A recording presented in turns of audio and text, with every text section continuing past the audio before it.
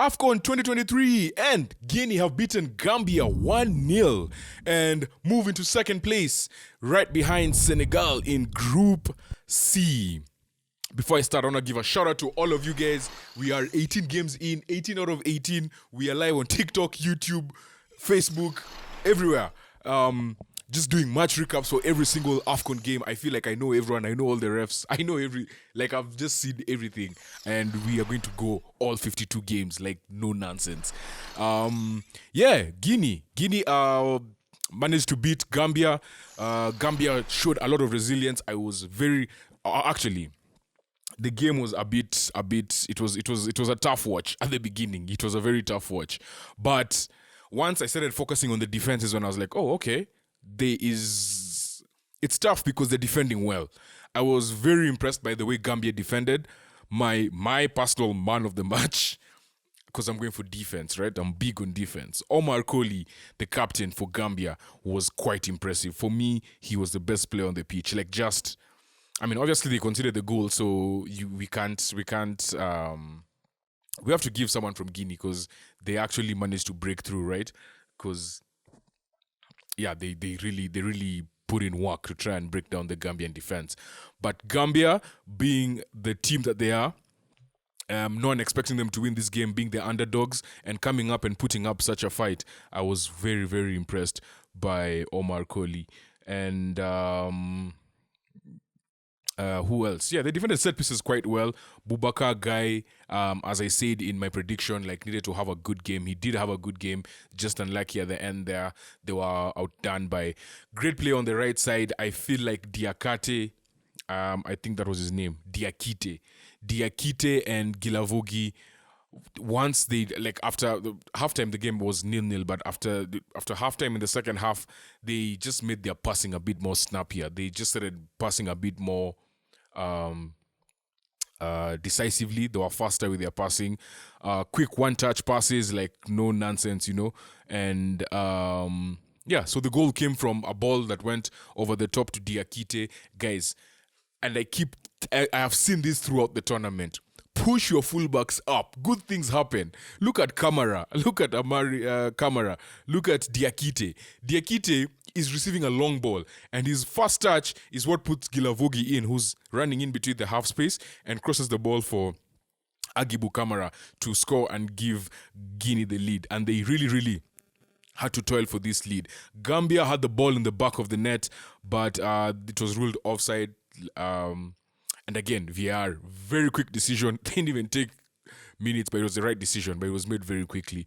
These are things we like to see. As I said, you people in the North Premier League and all you people, you can learn a lot from our VAR as Africans. I've been very impressed by VAR in this tournament and the officials in general. I feel like Gambia, they were leaving too many spaces between Musa Barrow and the midfield. So in the second half, when this boy Minte came on, he started pushing a bit higher and they started causing problems for Guinea.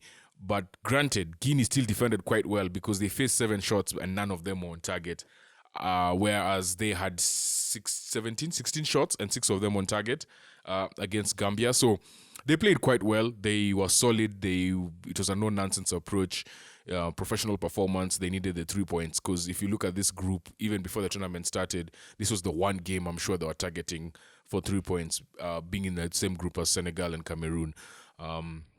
Senegal have gone up to 6 points, and Guinea needed to keep up, seeing that Cameroon could not beat them, right? They drew 1-1 with Cameroon. So this was their chance to build on that draw against the indomitable Lions. So 1-0 win. The only other thing I'd say about Guinea is in the final third, they're showing a lot of mobility. They're quite mobile. They move a lot within. The 3 of Gilavogi, Kamara, and Silla. There's a lot of mobility there. And a dangerous team is one that has mobility and has ability. Because once they get there, they can actually do something, So, again, they are a very, very dangerous team. They're quite explosive in the final third when they want to. There are times when they just up the tempo almost immediately. And they were Very impressive. So this is the first win in AFCON in 4 matches. They have not been able to win in the last four AFCON matches. That goes to the last AFCON where they reached, um, where they reached the quarterfinals, but they drew like they've just been drawing. um, yeah, the riding was impressive. And then the good thing about Guinea right now is that Girassi was on the bench, the man who is the top scorer in the Bundesliga. Um, and the fact that they didn't. I mean, I'm sure if the game was tight, they would have brought him in, but it was just 1-0, and the coach felt like he had enough firepower on the field in case Gambia were to equalize or to take the lead. I guess if Gambia took the lead and they're 1-0 down, then yeah, you bring him on. But at 1-0 up and looking like you're in control, it's also good for them. He just gets extra rest to rest that hamstring and make sure he's good for that Cameroon, for that Senegal game. So yeah, all in all, good victory for Guinea, solid victory. As I said earlier, they now move into second place. Yes, they're now in second place. Actually, they're in second place before because Cameroon lost to Senegal and there was a -2 goal difference there. So yeah, they were ahead, but now they actually go ahead on points as well. So they are second with 4 points, Senegal with 6 points, Cameroon with 1 point, and then Gambia in last place with 0 points. And that is a wrap for Group C for match day 2. Yeah, match day 3, Senegal, again, as we said, play Guinea, and Cameroon play Gambia. And that is a wrap for day 7 of AFCON 2023. Guys, as we said, we're back here tomorrow. And thank you so much for being a part of the show.